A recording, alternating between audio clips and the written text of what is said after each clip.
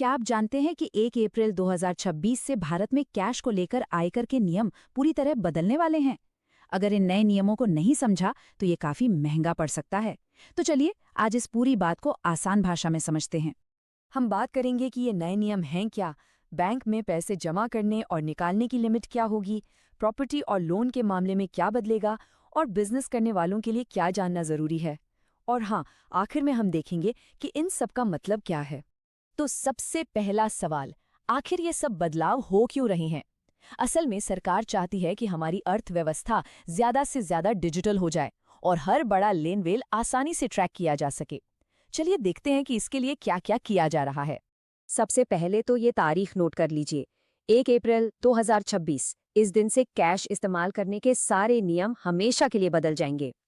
देखिए, सरकार का मकसद बिल्कुल साफ है, काले धन पर रोक लगाना और ये पक्का करना कि ज्यादा से ज्यादा लोग टैक्स के दायरे में आएं। और ये होगा कैसे? बड़े कैश लेन देन को ट्रैक करके और डिजिटल पेमेंट्स को बढ़ावा देकर। इससे पूरी फाइनेंशियल सिस्टम में ज्यादा पारदर्शिता आएगी। अच्छा, तो असल में ये काम कैसे करेगा? चलिए सबसे आम चीज से शुरू करते हैं, बैंक में कैश जमा करना। यहाँ नियम अब बहुत साफ और सख्त हैं। अब जरा इस टेबल को देखिए। अगर सेविंग्स अकाउंट में पैन कार्ड लगा है तो आप साल में 10 लाख रुपए तक कैश जमा कर सकते हैं। लेकिन अगर पैन नहीं है तो ये लिमिट सीधी आधी यानी सिर्फ 5 लाख रह जाती है। और करंट अकाउंट में तो ये फर्क और भी बड़ा है, पैन के साथ 50 लाख और बिना पैन के सिर्फ 5 लाख। संदेश बिल्कुल साफ है, सरकार चाहती है कि आपका हर बड़ा लेन देन आपके पैन से जुड़ा हो। तो सवाल ये उठता है कि अगर किसी ने ये लिमिट पार कर दी तो क्या बस एक छोटी सी वार्निंग मिलेगी? जी नहीं, इसके नतीजे काफी गंभीर हो सकते हैं। जैसे ही आप लिमिट पार करते हैं, आपका बैंक ऑटोमेटिकली इसकी रिपोर्ट इनकम टैक्स डिपार्टमेंट को भेज देता है।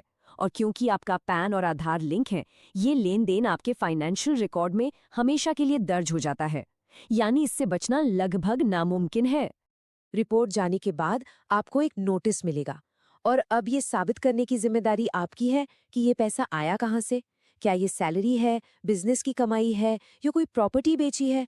अगर आप इसका कोई पक्का सबूत नहीं दे पाते तो इस पैसे को अघोषित नकदी मान लिया जाएगा। और यहाँ आता है सबसे चौंकाने वाला नंबर, 84% तक। जी हाँ, इसका मतलब है कि अगर आपने 10 लाख रुपए की अघोषित नकदी जमा की तो आपको टैक्स और पेनल्टी मिलाकर 8,40,000 रुपए तक चुकाने पड़ सकते हैं। ये एक बहुत बहुत बड़ा जोखिम है। तो ये तो हुई पैसे जमा करने की बात, जिस पर सरकार की पूरी नजर है।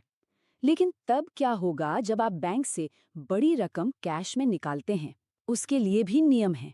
यहाँ भी एक बड़ा फर्क है। अगर आप अपना इनकम टैक्स रिटर्न फाइल करते हैं तो आप एक साल में 1 करोड़ रुपए तक बिना किसी टैक्स के निकाल सकते हैं। उसके ऊपर 2% टीडीएस लगेगा। लेकिन अगर आप रिटर्न फाइल नहीं करते तो 20 लाख से ऊपर निकालते ही 2% टीडीएस कटना शुरू हो जाएगा और 1 करोड़ से ऊपर ये 5% हो जाएगा। यानी जो लोग टैक्स सिस्टम से बाहर रहने की कोशिश करते हैं उनके लिए नियम ज्यादा सख्त हैं। अच्छा, अब बैंक से बाहर आते हैं और बात करते हैं दूसरे बड़े लेन देन की, जैसे कि प्रॉपर्टी खरीदना या दोस्तों रिश्तेदारों से कर्ज लेना देना। अब एक नंबर है जिसे याद रखना बहुत जरूरी है और ये नंबर शायद आपकी सोच से बहुत छोटा है, सिर्फ 20,000 रुपए। और ये 20,000 रुपए की लिमिट लगभग हर जगह लागू होती है। आप कोई प्रॉपर्टी खरीदने के लिए बयाना या टोकन मनी दे रहे हैं, कैश में 20,000 से ज्यादा नहीं दे सकते। किसी दोस्त से उधार ले रहे हैं या चुका रहे हैं, वहां भी यही नियम है। यहाँ तक कि मकान किराए पर लेने देने की सिक्योरिटी डिपॉजिट पर भी यही लिमिट लागू होती है। और हाँ, यहाँ एक बहुत जरूरी बात है जिसे लोग अक्सर गलत समझते हैं। इससे कोई फर्क नहीं पड़ता कि पैसा व्हाइट मनी है या ब्लैक मनी। नियम पैसे के सोर्स के बारे में नहीं है, बल्कि कैश के इस्तेमाल के बारे में है। अगर आपने 20,000 रुपए से ज्यादा का कैश लेन देन किया तो आपने नियम तोड़ दिया है, बस। और इस नियम को तोड़ने की सजा क्या है? सीधा 100%। मतलब अगर आपने 50,000 रुपए कैश में लिए या दिए तो आप पर 50,000 रुपए का ही जुर्माना लग सकता है। सरकार इन नियमों को लेकर बहुत गंभीर है।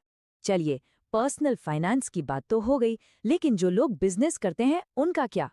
उनके लिए भी कुछ खास नियम बनाए गए हैं। बिजनेस के लिए 2 खास नियम हैं। पहला, आप एक दिन में किसी एक ही व्यक्ति से 2 लाख रुपए से ज्यादा कैश नहीं ले सकते। अगर लिया तो जुर्माना 100% है। और दूसरा नियम और भी सख्त है, आप एक दिन में किसी एक व्यक्ति को 10,000 रुपए से ज्यादा का कैश पेमेंट नहीं कर सकते। तो अगर 10,000 से ज्यादा का कैश पेमेंट कर दिया तो क्या होगा? उस खर्च को डिसअलाउ कर दिया जाएगा। आसान भाषा में समझें तो टैक्स डिपार्टमेंट मानेगा ही नहीं कि आपने वो खर्चा किया है। मान लीजिए आपने 15,000 का सामान कैश में खरीदा। अब आप इस 15,000 को अपने बिजनेस के खर्चों में नहीं दिखा सकते, जिससे आपका प्रॉफिट बढ़ जाएगा और आपको ज्यादा टैक्स देना पड़ेगा। तो इतने सारे नियम देखने के बाद इसकी बड़ी तस्वीर क्या बनती है? आखिर सरकार इन सबसे क्या हासिल करना चाहती है? संदेश बिल्कुल साफ और सीधा है, डिजिटल की ओर बढ़ें। सरकार धीरे धीरे हर बड़े कैश लेन देन को डिजिटल सिस्टम की तरफ धकेल रही है। चाहे पैसा जमा करना हो, निकालना हो या कुछ खरीदना हो, हर चीज को ट्रेसेबल बनाया जा रहा है। पैन और आधार के एक साथ जुड़ने से सरकार के पास एक बहुत मजबूत ट्रैकिंग सिस्टम बन गया है। अब वो जमाना जा रहा है जहां बड़े बड़े कैश लेन देन किसी की नज़र में नहीं आते थे। तो आखिर में सवाल ये है कि क्या हम 1 अप्रैल 2026 के लिए तैयार हैं? इन नए नियमों के आने के बाद क्या हमारी कैश को लेकर आदतें नियमों के हिसाब से होंगी? इस पर सोचने का वक्त आ गया है।